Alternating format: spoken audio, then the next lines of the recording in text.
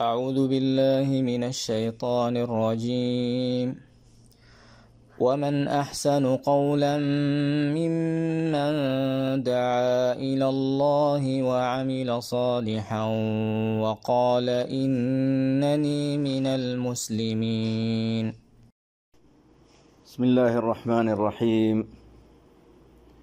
الحمد لله رب العالمين، وصلى الله وسلم وبارك على نبينا محمد وعلى آله وصحبه أجمعين. وبعد، أيها الإخوة الكرام والأخوات الكريمات المستمعين والمستمعات، السلام عليكم ورحمة الله وبركاته.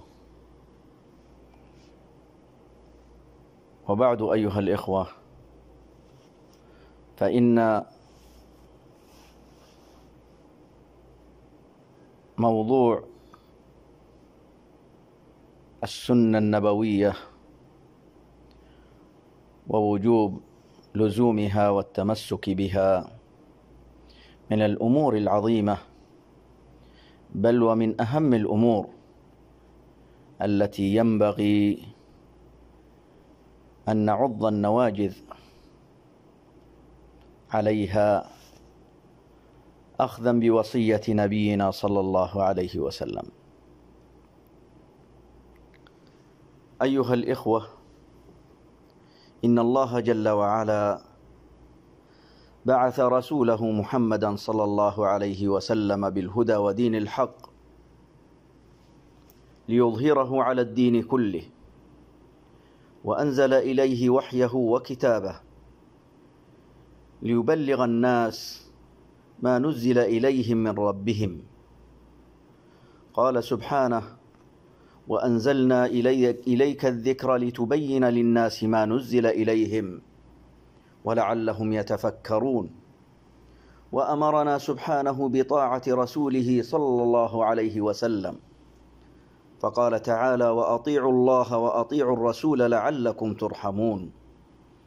وأمرنا بالرجوع إلى سنته عليه الصلاة والسلام عند التنازع والرد إليه عند الاختلاف، فقال جل شأنه: يا أيها الذين آمنوا أطيعوا الله وأطيعوا الرسول وأولي الأمر منكم، فإن تنازعتم في شيء فردوه إلى الله والرسول إن كنتم تؤمنون بالله واليوم الآخر، ذلك خير وأحسن تأويلا.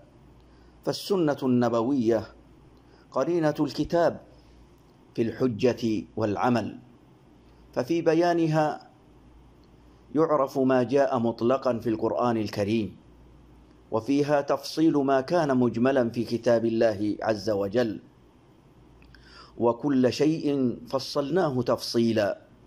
فبالسنة عرفنا صفة الصلاة وعدد أركانها وركعاتها، وبها عرفنا أنصبة الزكاة ومقاديرها، وهكذا في بقية الأحكام والأوامر والنواهي. فمن اتبع السنة وعمل بها فقد عمل بالكتاب العظيم، ومن أطاع الرسول صلى الله عليه وسلم فقد أطاع الله جل وعلا. قال سبحانه: من يطع الرسول فقد أطاع الله ومن تولى فما أرسلناك عليهم حفيظا. وفي الصحيحين من حديث أبي هريرة رضي الله عنه أن النبي صلى الله عليه وسلم قال: من أطاعني فقد أطاع الله ومن عصاني فقد عصى الله. أيها الإخوة المؤمنون، إن مما ابتليت به الأمة فئام من الناس يقللون من شأن السنة ويقدمون عليها أقوال البشر، بل تجاوز بعضهم حتى وقع بالاستهزاء والسخرية بها، وهذا لا شك أنه مزلق خطر وجرم عظيم وذنب وخيم على من قاله أو سمعه ولم ينكر. قال جل وعلا: قل أبالله وآياته ورسوله كنتم تستهزئون لا تعتذروا قد كفرتم بعد إيمانكم. فالله جل شأنه لا يأمر بطاعة من لا يقبل أمره، ولا يأمر بمتابعة من لا يحتج بطريقته. قال عز وجل: يا أيها الذين آمنوا لا تقدموا بين يدي الله ورسوله واتقوا الله. وجعل سبحانه ما جاء به نبينا صلى الله عليه وسلم فيه الهدى والرحمة والحق والبيان. قال عز وجل: وما أنزلنا عليك الكتاب إلا لتبين لهم الذي اختلفوا فيه وهدى ورحمة لقوم يؤمنون. أيها المؤمنون، إن الأدلة توافرت على أن الهداية والاستقامة والرحمة والنور والنجاة والسلامة كلها تحصل باتباع سنة نبينا صلى الله عليه وسلم، والتزام طريقته، وتعظيم شأنه، والإيمان الصادق بما جاء به، والشر كل الشر بمخالفة سنته وهديه والتنكر لها. قال الله جل وعلا: قل يا أيها الناس إني رسول الله إليكم جميعا الذي له ملك السماوات والأرض لا إله إلا هو يحيي ويميت فآمنوا بالله ورسوله النبي الأمي الذي يؤمن بالله وكلماته واتبعوه لعلكم تهتدون. لذلك أيها المؤمنون، حذرنا المولى سبحانه من مخالفة السنة النبوية وما جاء فيها من أوامر ونواهي. قال تعالى: فليحذر الذين يخالفون عن أمره أن تصيبهم فتنة أو يصيبهم عذاب أليم. يقول الإمام أحمد رحمه الله: أتدري ما الفتنة؟ الفتنة الشرك، لعله إذا رد بعض قوله أن يقع في قلبه شيء من الزيغ فيهلك. أيها الإخوة، إن الكتاب والسنة أصلان متلازمان، فالواجب على كل مسلم التمسك بما أمر به نبينا الكريم صلى الله عليه وسلم وما جاء به، واجتناب ما نهى عنه وحذر منه. يقول الله جل وعلا: وما آتاكم الرسول فخذوه وما نهاكم عنه فانتهوا. وعن المقدام بن معد كرب رضي الله عنه عن النبي صلى الله عليه وسلم أنه قال: ألا إني أوتيت الكتاب ومثله معه، ألا يوشك رجل شبعان على أريكته يقول: عليكم بهذا القرآن، فما وجدتم فيه من حلال فأحلوه وما وجدتم فيه من حرام فحرموه.